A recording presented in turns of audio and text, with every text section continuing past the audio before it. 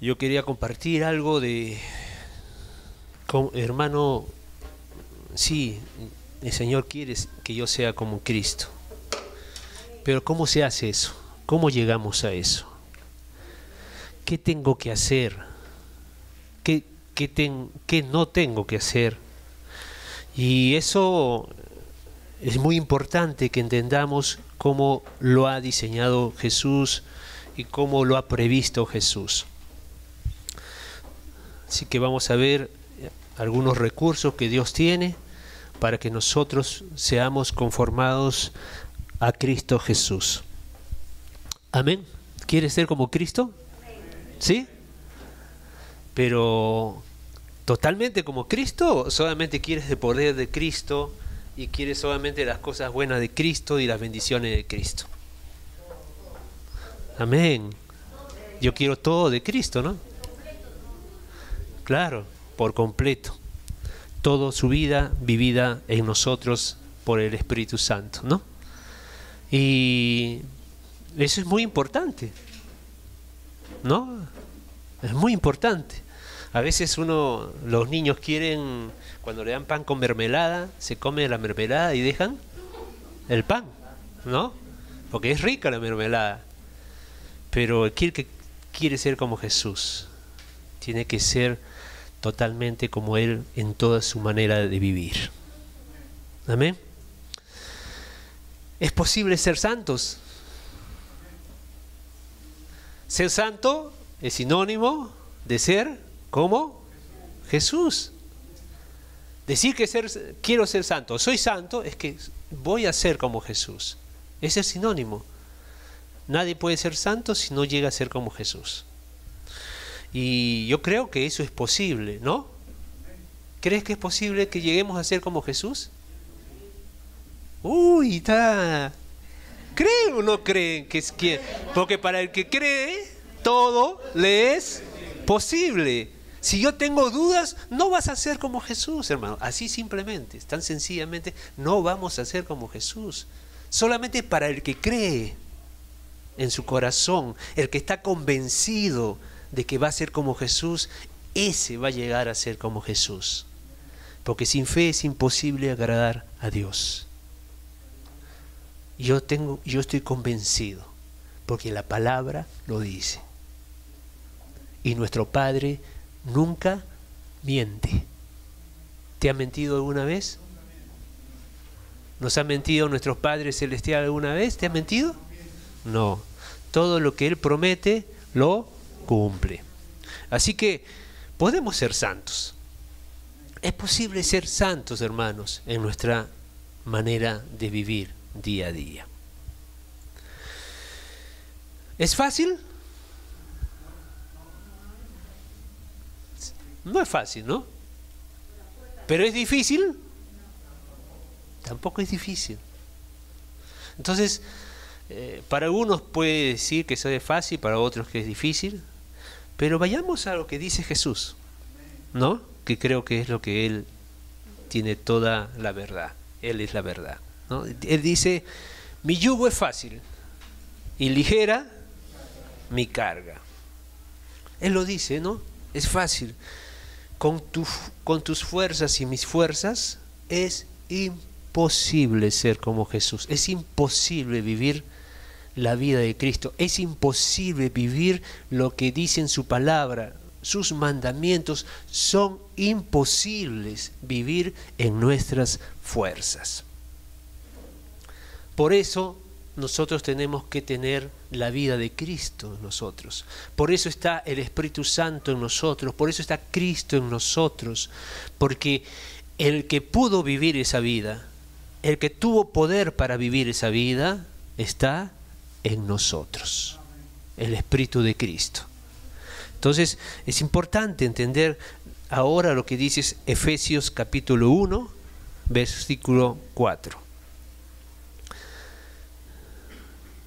Hablando un poquito de lo que digo, Pablo dice: porque ya no vivo yo, sino Cristo vive en mí. Y lo que vivo en la carne, lo vivo por el Hijo de Dios. Qué tremendo Pablo, ¿no? Efesios 1:4 dice, según nos escogió Él antes de la fundación del mundo, ¿para qué? Para que fuésemos santos y sin mancha delante de Él. Eso es lo que Dios espera. Para eso es lo que Dios envió a Jesús. Para eso es lo que nos ha dado todos los recursos. Para eso es el que nos sigue dando la vida.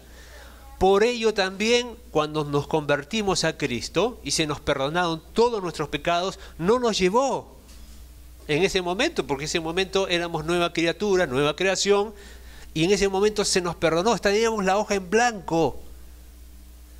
Pero Él nos predestinó para ser santos e irreprensibles delante de Él. Efesios 1:3, capítulo 1, versículo 3.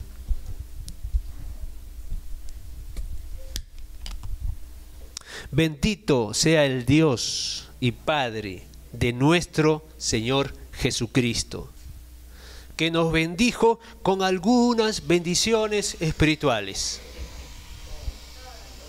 ¿No dice? Con toda, y todo es todo. ¿No? ¿Por qué nosotros a veces pensamos que nos falta todavía que nos bendiga con alguna cosa? Dios dice que nos bendijo con toda bendición espiritual en los lugares celestiales en Cristo, según nos escogió, para que fuésemos santos. Padre, te damos gracias esta mañana porque, Señor, tú nos escogiste, porque tú hiciste todo el trabajo. Nos toca a nosotros creer y vivir en la fe de Cristo. Te pedimos, Señor, esta mañana, revelación. Quita la venda de nuestros ojos. Trae revelación para que entendamos, para que comprendamos y podamos, Señor, vivir esa vida que Cristo quiere que vivamos. Te damos gracias en el nombre de Jesús. Señor, guíanos a toda verdad. Amén. Esto de Efesios 1:3, hermanos, si lo decimos en otras palabras, es que Dios nos bendijo para lograr su propósito en nosotros. Todas las bendiciones de Dios son para lograr ese propósito que Dios tiene. Y te dio y me dio toda bendición que hace falta para conseguir ese propósito. No nos falta nada, no nos ha dejado desprovistos de nada. Todo lo que necesitamos para ser como Jesús, Él ya nos lo dio en Cristo. Amén. Todas las bendiciones de Dios, del Padre, ¿están en quién? Está en su Hijo, ¿no? Y esta dimensión, porque nosotros conocemos dos dimensiones, ¿no? O sabemos que hay dos dimensiones. La dimensión material, con todo lo que vemos, y la dimensión espiritual, ¿no? En los lugares celestiales, dice la palabra de Dios.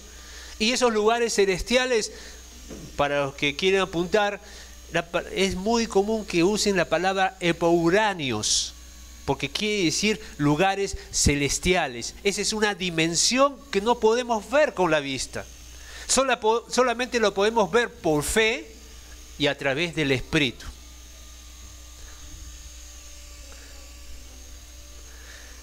Entonces, lo visible, lo tangible, lo material, lo podemos palpar. Lo podemos nosotros tocar, lo podemos ver con nuestros ojos naturales. Pero Dios, que es Espíritu, Dios pertenece a esa dimensión espiritual. Dios es Espíritu, los ángeles también pertenecen a esa dimensión y nosotros no podemos verlo con nuestros ojos naturales. Pero la palabra dice que el Padre bendijo y le dio todo a su Hijo Jesucristo, toda bendición.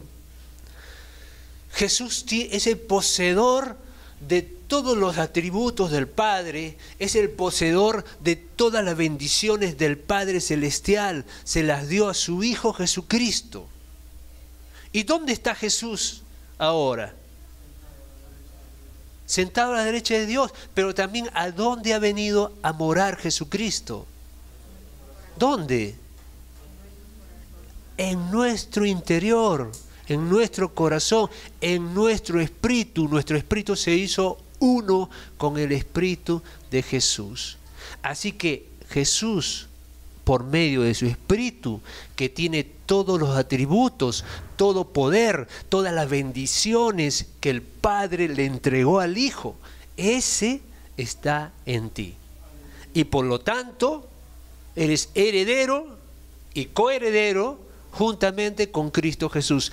Es decir, todo lo que es de Cristo es tuyo, es mío. ¿Está bien? ¿Amén? Y acá hay dos cosas que podemos tener, o dos actitudes que podemos tener. Una actitud es que yo lo tenga, pero no lo conozca, o no sepa, o no lo reclame, o no lo use. No usar lo que Dios te dio es igual que no tenerlo. ¿Estamos claros? ¿Sí? Si te sacas la lotería, te sacaste 18 millones de soles. Te sacaste la lotería. Aunque nosotros no jugamos a la lotería. Pero digamos, si tu tío millonario, archimillonario, te dejó 18 millones, vamos a hablar así. Pero si tú no lo vas a reclamar, si ese testamento no lo reclamas, no vas a poder usarlo. Lo tienes que conocer y lo tienes que reclamar y lo tienes que usar. Entonces, repitiendo, Dios a través de Cristo nos ha dado todo lo que es de Cristo, porque Cristo ahora vive en mí, vive en ti. Toda bendición espiritual, todo el poder de Cristo está en nosotros. Vamos a ver cómo usar y por qué no lo usamos, y vamos a sustentar esta verdad con la palabra. Amén. Cuando el Espíritu Santo viene a nosotros, vivifica nuestro espíritu. Entonces recién nosotros podemos ver también por la fe las cosas espirituales. Cuando no estábamos en Cristo, cuando nuestro espíritu estaba muerto, estaba apagado, no podemos comprender las cosas de Cristo. Rechazábamos, nos burlábamos de las cosas. Pero cuando el Espíritu Santo abre nuestros ojos, porque viene ahora a morar y nos testifica a nuestro espíritu todo lo que es de Jesús. Entonces nosotros podemos ver por la fe las cosas espirituales. Amén. ¿Hasta ahí está claro? ¿Hay algo que explicar? Creo que está claro, ¿no? ¿Sí? Sí, Junior, ahí está. El nacer de nuevo. Bueno, nuestra naturaleza carnal anterior, el viejo hombre, estaba viciado en sus delitos y pecados y no le servía a Dios. Entonces, cuando nacemos de nuevo, nacemos a una nueva vida, tenemos un espíritu que ha sido vivificado y ese espíritu se unió al de Cristo. Y entonces ahora somos una nueva creación, según Cristo. ¿Amén? Bien, sigamos. Entonces, nosotros tenemos un espíritu que se ha unido al espíritu de Jesús y por eso ahora tenemos acceso a las cosas espirituales. Por eso, alguna vez con los jóvenes hablaba de que estamos juntamente sentados, juntamente con Cristo en lugares celestiales, ¿no? Entonces, nosotros, una vez que nacimos de nuevo, nos movemos en dos dimensiones. Nuestro espíritu fue vivificado, se unió al de Cristo, y si Cristo está sentado en lugares celestiales, yo en el Espíritu también estoy con Él. Pero también tengo un cuerpo, y mi cuerpo vive en esta dimensión natural, material. Dijimos que aquella realidad espiritual no se ve con los ojos físicos, no se puede palpar con las manos. Se puede percibir, yo puedo percibir, por ejemplo, a Dios en su creación.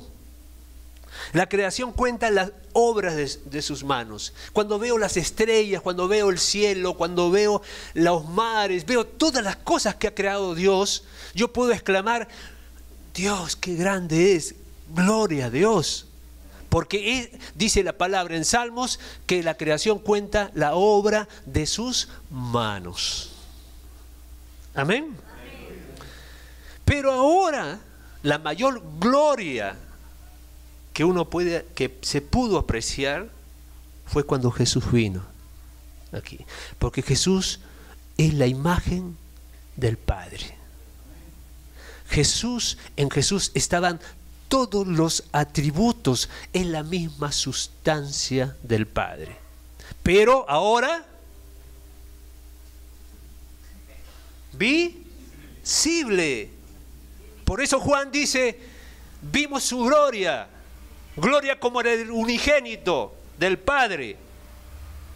Nuestros ojos, nuestras manos palparon al Eterno.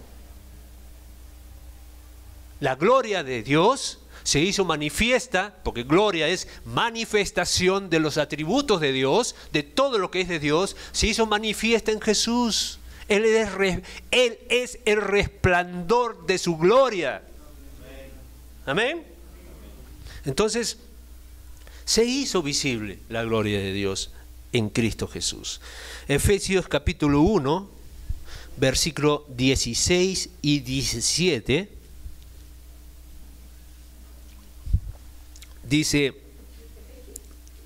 Efesios capítulo 1, versículo 16 y 17, dice así, Pablo, no ceso de dar gracias por vosotros. Le está hablando a los efesios. Haciendo memoria de vosotros en mis oraciones, para que el Dios de nuestro Señor Jesucristo, el Padre de gloria, os dé, ¿qué dice? Espíritu de sabiduría y de revelación en el conocimiento de Él, alumbrando los ojos de vuestro entendimiento, para que sepáis, para que conozcáis cuál es la esperanza a la que Él te ha llamado, o nos ha llamado.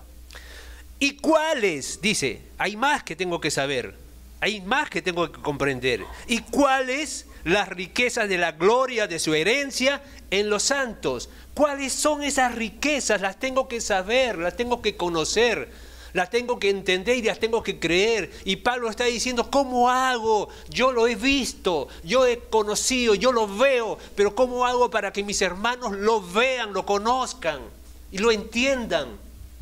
Y esa es la oración de Pablo. Espíritu de sabiduría y de revelación.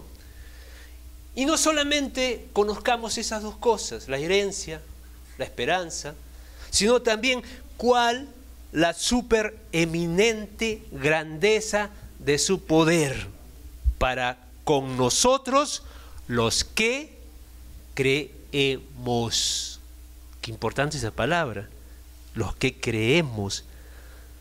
Si tú no crees, no pasa nada contigo. Si no crees, no actúa el poder de Cristo en ti. Porque todo es por medio de la fe. Y aquí Pablo lo dice.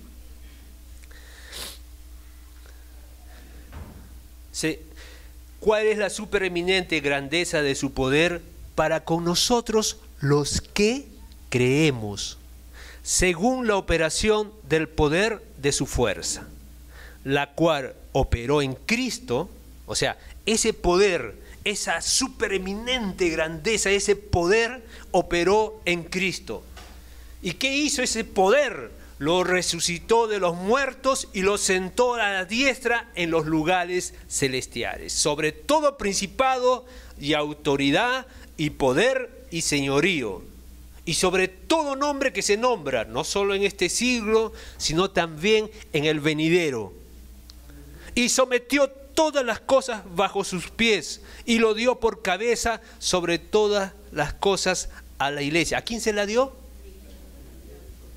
A la iglesia, la cual es su cuerpo, la plenitud de aquel que todo lo llena en todo. Hermanos, esta palabra hace una diferencia en nuestra vida. Por eso Pablo se preocupaba, ¿cómo hago para que entiendan? Porque si lo entienden, sus vidas van a cambiar, van a ver diferente, van a ver qué es lo que Dios quiere y cómo Dios está actuando y qué recursos les ha dado para que vivan esa vida, para que cumplan ese propósito. Es lo que Pablo está diciendo. Entonces, para comprender esto que hemos leído, necesitamos revelación. ¿Amén? Revelación. Por eso Pablo ora para que el Padre de Gloria les dé a los efesios, en este caso, de la lectura, pero ahora que estamos predicando, compartiendo, es que nos dé a nosotros revelación, un espíritu de sabiduría y de revelación para entender lo que la palabra está hablando aquí. La palabra revelación realmente es la palabra Apocalipsis. Por eso que algunos libros, el último libro de la Biblia se llama el libro de revelaciones. Apocalipsis significa revelación. La revelación de Dios, la revelación de Jesucristo. Y para que se produzca la revelación, nuestros ojos espirituales tienen que ser abiertos. No los ojos de nuestro cuerpo, no estos ojos naturales, sino los ojos del Espíritu, que sean iluminados, que sean alumbrados, para que conozcamos a Dios. Y para conocer y saber. Pero saber no es un saber intelectual, es un saber experimental. Se puede conocer por estudiar y se puede conocer, pero que es la palabra que se usa en este Nuevo Testamento, es por una experiencia. Y a Dios tenemos que conocerlo por experimentarlo en nuestras vidas. Porque el conocer nos llena de conocimiento, pero no lo experimentamos. Pero cuando tienes una experiencia con Dios, eso te marca y crees, y eso no se te olvida. Entonces, esta palabra, revelación o apocalipsis, esto que está pidiendo Pablo, es para, vamos a ver, 3 sinónimos: para que puedan ver, para que puedan percibir, para que puedan conocer, para que puedan saber. Y para eso hay que ver.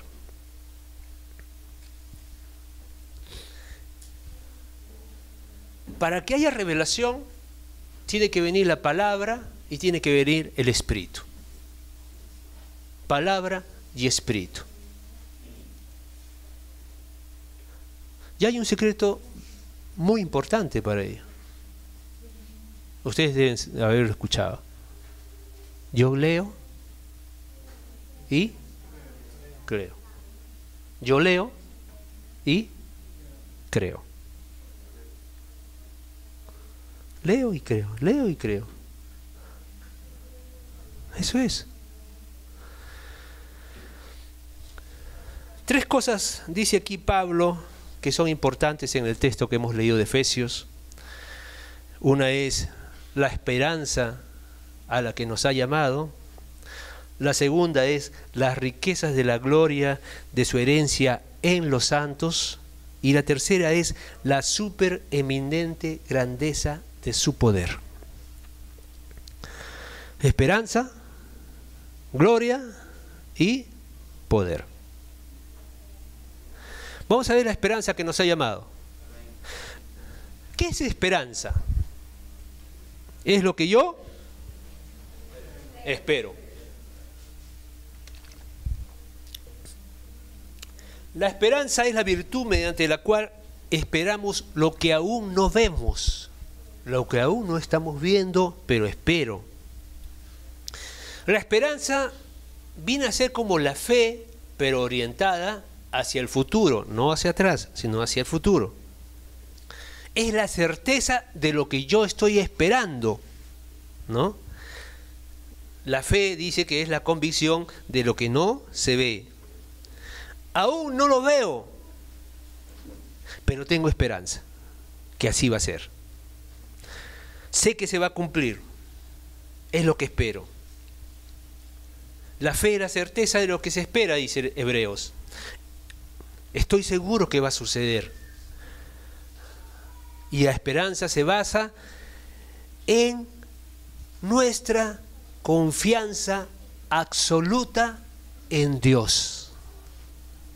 No es cualquier esperanza, sino es una absoluta confianza en Dios. ¿Por qué?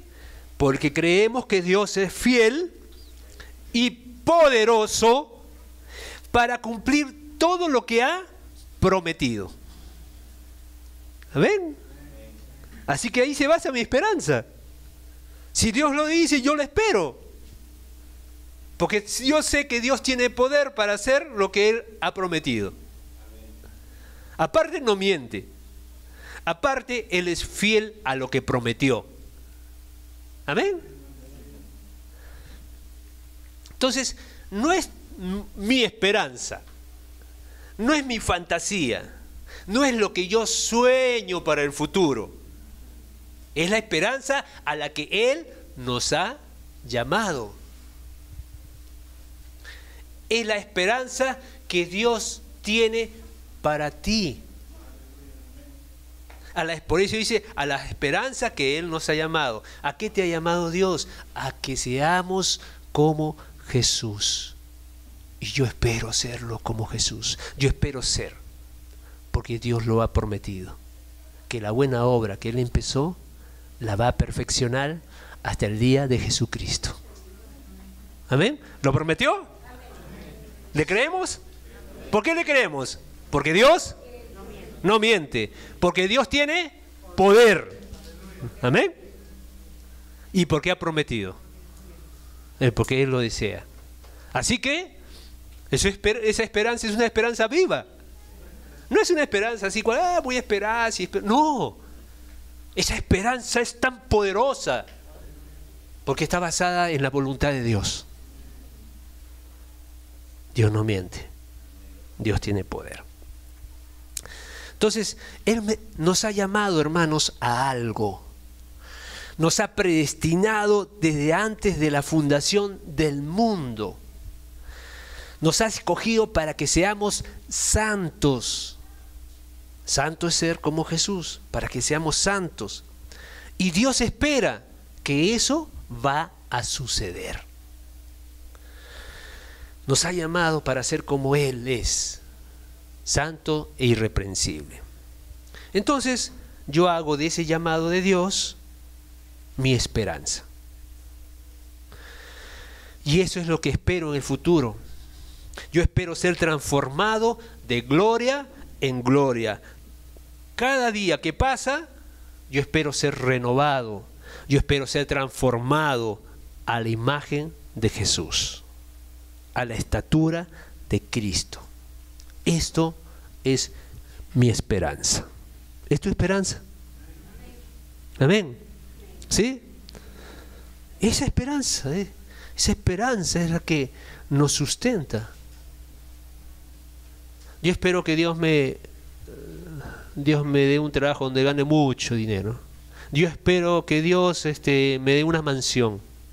Yo espero que Dios al final me haga muy exitoso. Esa no es la esperanza a la que Dios nos ha llamado. Si Dios desea, eso puede haber y puede ser, pero eso es la soberana voluntad de Dios. Pero sí tengo certeza a lo que Dios sí me ha llamado. Y eso captura mi corazón. Eso no tiene nada que ver si me prospera o no me prospera. Tiene que ver lo que arde en tu corazón, lo que tú quieres. Yo quiero lo que Dios quiere para mí. Y eso es lo que debe arder en tu corazón. Amén. Lo demás, Dios, dejemos que Dios, en su soberana voluntad, en su providencia, Él lo haga. Pero eso no nos debe mover nuestra vida. No es el motor que mueve tu vida o mi vida. El motor que mueve tu vida o mi vida es que yo quiero ser santo como Jesús, quiero ser como Él. Amén. Hermanos, si eso es, se te quita toda la ansiedad. Si eso es el deseo de tu corazón, tienes paz. No te preocupas. Porque lo demás es parte del viaje.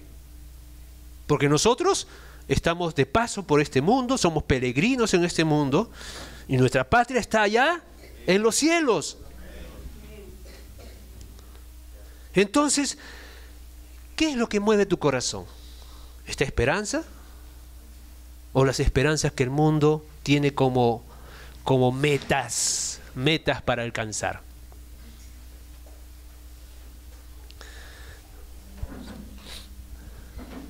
Dios nos llamó a vivir según su voluntad. Nos llamó a tener una conducta santa. Nos llamó a ser una iglesia gloriosa, santa y sin mancha. Entonces, no solamente tengo esperanza para mí, para mi familia, sino para mis hermanos, para la iglesia del Señor, que nos llamó a ser como Cristo es. Y Dios va a hacerlo, porque este es su propósito. Amén. Bendito sea el Señor que tiene este propósito para nosotros. Lo segundo es las riquezas de la gloria de su herencia en los santos.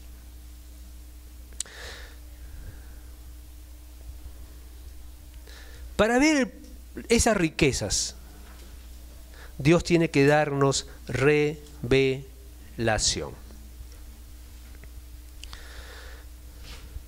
Y Dios ya reveló, ¿no? Dios ya se ha revelado. ¿Dónde se ha revelado? En la palabra. Dios ya reveló. Lo tengo que leer, lo tengo que creer y lo tengo que vivir, porque ya reveló. No nos ha ocultado. Depende con qué corazón vamos a las Escrituras. Porque puedo ir con un corazón argumentador, un corazón de alguien que sabe todo, que sabe más que Dios todavía.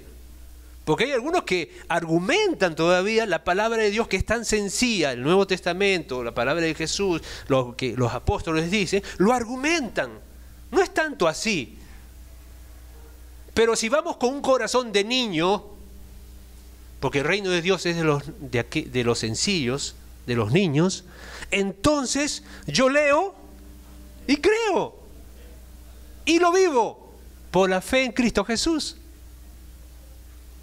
Entonces, ve que ya Dios reveló, pero depende con qué actitud, si voy con fe o sin fe.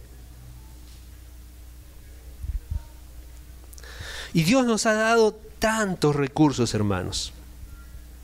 Nosotros necesitamos creer lo que está escrito en la palabra de Dios.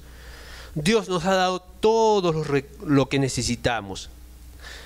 para que la esperanza a la que Él te llamó y me llamó llegue a ser una realidad en nuestra vida, nos ha dado recursos sobrenaturales para que su propósito se cumpla plenamente en nosotros aquí en la tierra. Y necesitamos revelación para verlo, para creerlo y poder para experimentarlo, para vivirlo. Pero todos esos recursos vamos a ver que Dios ya nos los dio. Acá habla las riquezas de la gloria, dice. Como dijimos, gloria, si se acuerdan, Juan 17 dice: la gloria que me diste se las he dado. ¿A quiénes se las dio? A sus discípulos. La gloria que me diste. Toda la gloria del Padre que está en el Hijo nos los ha entregado a nosotros, nos los ha dado. ¿Qué cosa es gloria? Gloria se puede traducir o se relaciona con valor, con virtud, con honra, honra manifestada, capacidad, poder, grandeza, fuerza. Todo eso es un sinónimo. Todo está incluido en esa palabra gloria. Por eso decimos que gloria es la manifestación visible de las virtudes invisibles de Dios. Dios es invisible porque es espíritu, nadie lo vio jamás. Pero como dijimos, la naturaleza cuenta la obra de sus manos. Cuando vemos las estrellas, el firmamento, vemos la gloria de Dios, vemos los atributos de Dios, no los morales, no los atributos de poder de Dios. Y muchas veces exclamamos, no sé si tú, pero cuando veo así, cuando voy al mar, cuando voy a provincias y veo lo hermosas las cosas que hay, digo, gloria a Dios, qué tremendo Dios para hacer esto. Cuando ves el cuerpo humano, cuando ves que tiene un corazón, que es una bombita, cuando ves los riñones y el hígado que filtran, parece un laboratorio, tú dices, esto no fue al azar, esto de aquí, esto tiene un diseño. Hay alguien con una mente extraordinaria que creó, que diseñó, y uno solo queda de decir, gloria a Dios. Amén. Cada cosa tenemos que comenzar a expresar y ver y alabar y honrar, gloria a Dios. Las naranjas, cómo están hechas, cómo están armadas esos alvéolos. Tantas cosas, hermanos. Por eso es incomprensible que alguien diga no existe Dios. Dios realmente se manifiesta en las cosas de su creación. Hermanos, pero la máxima expresión de la gloria del Padre de Dios, como dijimos, era Jesucristo. Él es el resplandor de su gloria. El Dios invisible se hizo visible a través de Jesucristo. ¿Qué le dijo Jesús? Creo que fue a Nicodemo: si creyeres, me corrigen si no es así, si creyeres, verás la gloria de Dios. Si creyeres, verás la gloria de Dios. Qué importante. Vemos su gloria. Cristo se revela en el Padre. Todas las bendiciones, todo el poder del Padre está en Jesucristo. Eso es importante. A esa suma de virtudes y gracias, a ese carácter de Dios que se torna visible en su Hijo Jesucristo, la Biblia la llama de gloria. Así que Cristo viene a ser la gloria del Padre. la manifestación del Padre Celestial. Y todos esos recursos, todo ese poder, todos esos atributos morales, ¿dónde están? En Jesús. Todo lo que el Padre tiene, lo tiene el Hijo. El Padre, con toda su plenitud, con todas sus virtudes, con todos sus atributos, con todas sus riquezas, está en plenitud en el Hijo. Hasta ahí, ¿estoy diciendo una mentira? ¿Es cierto? ¿Es así? ¿Ángel, es así? ¿Es así? Francis, ¿es así? ¿Todo está en el Hijo, lo del Padre? Amén. ¿Y dónde está el Hijo?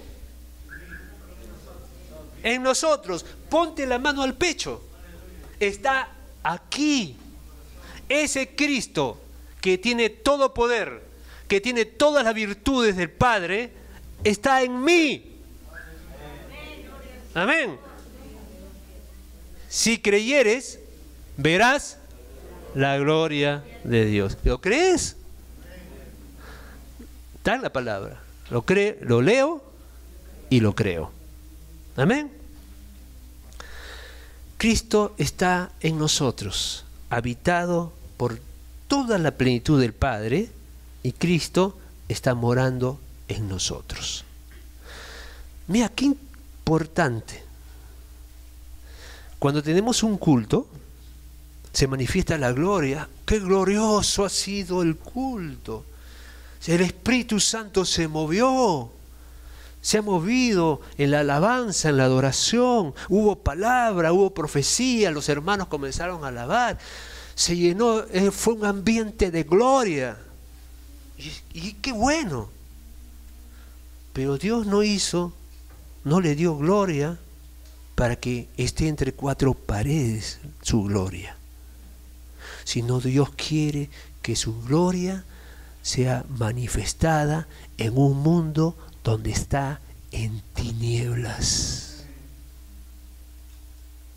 Esa gloria, ese Jesucristo que mora dentro de ti, con todos sus valores, con todos sus atributos, con todo el fruto del Espíritu, esa gloria tiene que manifestarse afuera, en tu estilo de vida, en tu forma de decidir, en tu forma de reaccionar, en tu forma de escoger las cosas, en tu matrimonio, como padres, como hijos. La gloria que me diste, esto se los he dado, esto lo manifesté.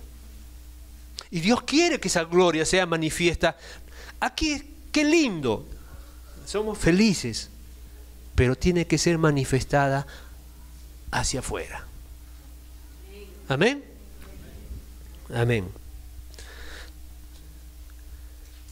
El Santo está en ti. El Todopoderoso está en ti. Por eso no podemos decir yo no puedo. Porque está en mí. El que me ha dado todos los recursos está en mí. Una cosa es que no le crea. Pero si le creo, lo leo, lo creo y lo vivo. Está en mí. Todo lo puedo en Cristo que me... Otras versiones dice que me da sus fuerzas. Todo lo puedo. Está escrito. Lo leo y lo creo. Lo leo y lo creo. Entonces, si lo leo y lo creo, Dios dice esto, entonces yo voy a hacerlo. Lo voy a incorporar en mi vida, lo voy a vivir, lo voy a obedecer. Al principio quizás, porque todavía estás medio, pero obedeces, y cuando uno obedece, Dios se manifiesta, porque Dios se manifiesta en la obediencia. Amén.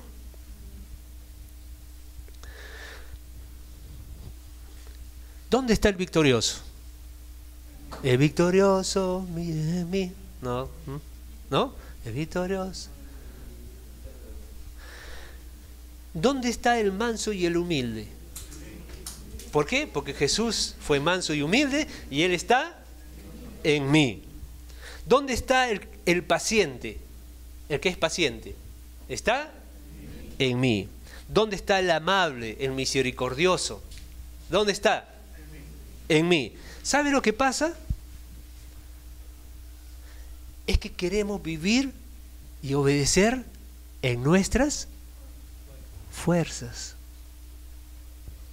Y no dejamos que ese Cristo que vive en mí, Él se manifieste. Él ame, Él perdone, Él sea manso, Él sea humilde. En nuestras fuerzas es imposible, hermanos. Hay dos tipos de resurrección, de liberación. Una que hacemos nosotros cuando oramos porque un inconverso viene y tiene una influencia maligna, tiene un espíritu, ¿no? Abrió una puerta y está manifestándose en su vida. Pero hay otra liberación que depende de nosotros.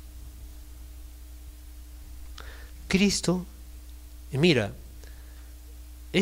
hay que entenderlo bien, porque uno dice, no, pero ¿y Dios por qué no lo hace? ¿Por qué espera que yo lo haga?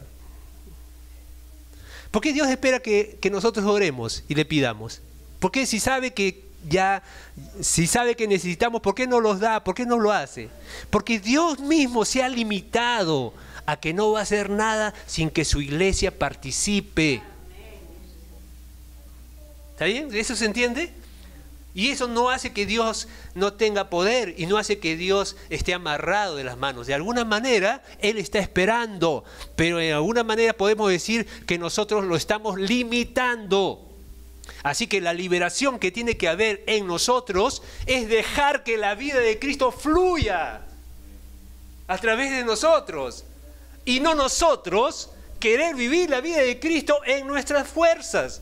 Por eso no podemos conseguir, por eso no podemos ser mansos, no podemos ser humildes, no podemos ser amables, porque lo queremos hacer con nuestras fuerzas. Lo que manda Cristo lo queremos nosotros hacerlo. Y no, es necesario que yo mengüe para que Él crezca. Amén. Hay que dejar a Cristo que fluya. Él es el que perdona a través de mí. Él es el que es el esposo amable, tierno, amoroso en mí. Él es el que hace que en la mujer se sujete, sea humilde, respete al esposo. En nuestras fuerzas es imposible. Por eso dice Jesús, tomad mi yugo. Muchos están cansados, trabajados, porque se esfuerzan por querer vivir, por querer ser buenos, por querer ser buen esposo, porque se esfuerzan en sus fuerzas. Y Dios dice, toma mi yugo, porque mi carga es ligera, es suave. Obedece, lee, cree y obedece. Y deja que Cristo viva a través de ti. Entonces el secreto es leo y creo. Leo y creo. Leo lo que Dios ha escrito, lo que dice su palabra, lo creo y lo vivo. Lo obedezco. Y para eso hay que tener un corazón de niño.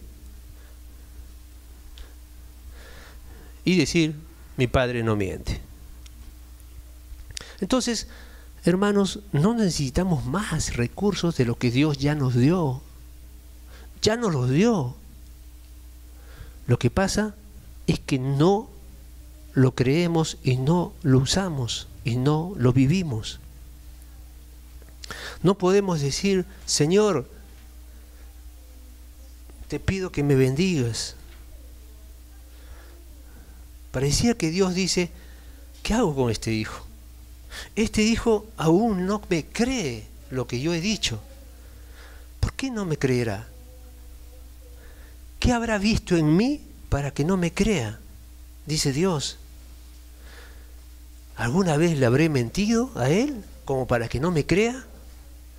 Porque yo ya le bendije, le di todo lo que está en Cristo, y en Cristo está todo lo que Él necesita. Entonces, ¿qué pasa? Lo que pasa es que tenemos que creer, hermanos. Dios esconde estas cosas de los sabios y entendidos y se las ha dado a los niños. ¿Tú eres un niño? ¿Ah? Un corazón de niño, sí, un corazón, una mente de creer, de inocencia, porque cuando uno deja de ser ese corazón de niño, uno comienza a maliciar, uno comienza a dudar, uno comienza a argumentar. ¿Y qué argumentadores somos, no? Porque cuando no queremos obedecer a lo que dice el Señor, le buscamos la vuelta a lo que el Señor quiere, y lo que dice tan sencillo lo dice, pero le buscamos, no, el Señor no dice así, no, si si no lo dice en el Antiguo Testamento, le buscamos la vuelta. Cuando Dios es tan sencillo de entender. Corazón de niño, lo dice mi Padre y yo le creo. Amén. Amén. Y la última cosa, la supereminente grandeza de su poder. Acá hago un resumen, ¿no? Acá Pablo, cuando está tratando de explicar a los efesios, comienza a decir, quiere explicar cómo es ese poder que está actuando, ¿no? Porque puede ser un podercito mediano, pero él quiere que los efesios entiendan el tamaño del poder que tiene Dios para hacer que todas las cosas fluyan y haga su voluntad, haga lo que él cree. Entonces él comienza, es como alguien que quiere explicar, ¿no? ¿Cómo le hago para entender? Este no entiende. A ver. Y entonces comienza a utilizar palabras, ¿no? Eminente, grandeza, poder, super, ¿no? Entonces, hay varias palabras que usa, ¿no? Usa mega, hiper, kratos, ixtus, dinamis, ¿no? Megaton, entre un montón de palabras, pero todas esas palabras que usa son para decir, ¿cómo hago para que él entienda? ¿Cómo hago? Y le aumenta, y dice, aún así es insuficiente, no tengo cómo hacer.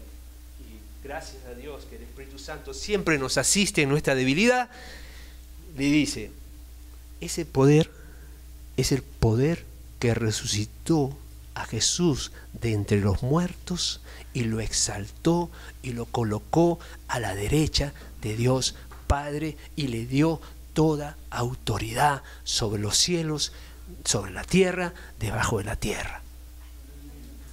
Y uno dice, ¡ah! Eso es, ¡qué tremendo poder! Ese es el poder que está en ti. Ese es el poder que está en mí. No ninguneemos el poder, no achiquemos el poder de Dios. Nuestro Dios es grande.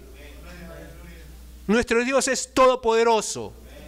No es un Dios chiquito, es un Dios grande.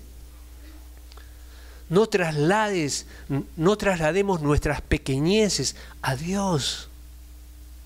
Dios es inmenso, es inmensurable, nadie lo puede contener. Amén. Y ese poder, ¿dónde está? En Cristo. ¿Y Cristo dónde está? En nosotros. Así que Dios nos ha dado ese poder.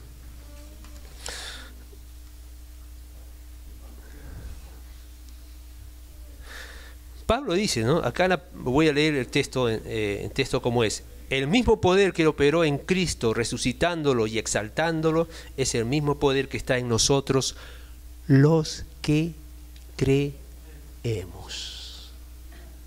Por eso dije, si no crees, ese poder no opera en ti. No opera.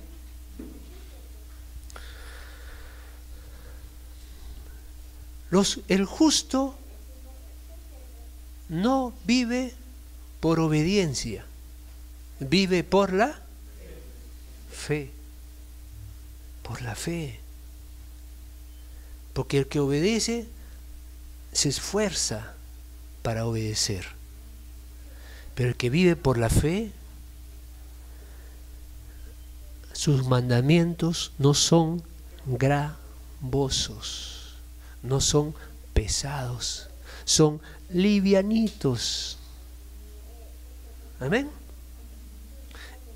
El que vive, el que obedece, es aquel que tiene una lanchita, ¿no? Y está con sus remitos, ¿no? Qué cansado es. No llego. Tan lejos está la meta. No llego. Pero el que vive y que cree en el poder de Dios por el Espíritu, tiene una lancha motor. Tiene una lancha con un motor Yamaha tremendo. Lo prende y se fue. ¿Cómo vivimos? ¿En una lancha a remos o una lancha a motor? ¿Cómo es tu vida? ¿Cómo estás viviendo la vida que Dios quiere? ¿En tus fuerzas o en las fuerzas de Cristo?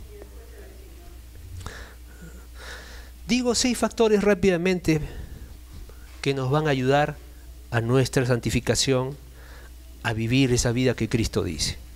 La primera, rápido, tener un modelo. Jesús, el varón perfecto, es el gran modelo que el Padre nos presenta. Y debemos conocerlo a través de la palabra y el Espíritu, ¿no? El Espíritu nos revela lo que la palabra nos dice. Entonces tenemos que conocer a Jesús. Segundo, debemos guardar sus mandamientos. Jesús es nuestro Señor, es la autoridad absoluta sobre nuestras vidas. Somos discípulos de Él.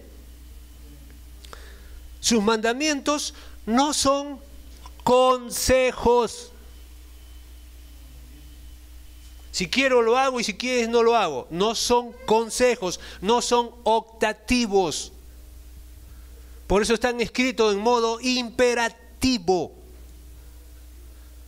Si Jesús es tu Rey, es tu Señor, y Él te manda, yo obedezco. Si soy su hijo, su siervo, su súbdito. ¿Está bien? Eso es fácilmente entendible. ¿Es tu Rey? Entonces, sus mandamientos no se discuten, se obedecen. Dice la palabra que en Mateo 28, 18 de la Gran Comisión, que nosotros debemos enseñar a guardar, ¿no? Pero guardar y obedecer tienen una diferencia. Guardar significa continuadamente. Obedecer, puedo obedecer en un momento, pero guardar es obedecer continuamente. O sea, los mandamientos de Dios tienen que formar parte de mi vida, de mi estilo de vida. No para obedecerlos un momento. Me acordé, ya, esto es. No, es un estilo de vida. ¿Cómo se forma el carácter? ¿Cómo se forma un carácter? Se forman a través de los rasgos. Varios rasgos van formando el carácter, la suma de los rasgos. Y los rasgos se van formando por repeticiones de acciones que nosotros nos disponemos a hacer o a obedecer. 10 veces, 20 veces, 30 veces, 50 veces, ¿no? 100 veces se forma un hábito y ese hábito se convierte en un rasgo de carácter y ese rasgo transforma nuestro carácter. Por eso estamos en una carrera. Por eso nosotros empezamos el día que nos convertimos hasta que el día que Dios nos llame, es un caminar. Y en ese caminar nosotros tenemos la palabra de Dios, tenemos el Espíritu. Si yo antes era mentiroso, ahora dice no mientas, entonces yo no miento, practico, me cuesta el comienzo, pero la tercera, la quinta, la décima, ya comienzo a ser sincero, ya comienzo a ser íntegro, comienzo a hablar. Entonces eso se va a formar un hábito y el hábito transforma mi carácter. Entonces ya no soy mentiroso, sino soy sincero. Pero entonces tengo que obedecer para eso sus mandamientos. Su palabra está para formar a Cristo en nosotros, para que pensemos como Cristo. Tengo que leer la palabra, tengo que creer la palabra, tengo que obedecer la palabra. Y es fácil, hermanos. Está en Mateo 5, 6 y 7, está en Romanos, son algunos capítulos, ya está el 90% de la doctrina. El que comienza a obedecer ese 90% de esos capítulos es 90% semejante a Jesús.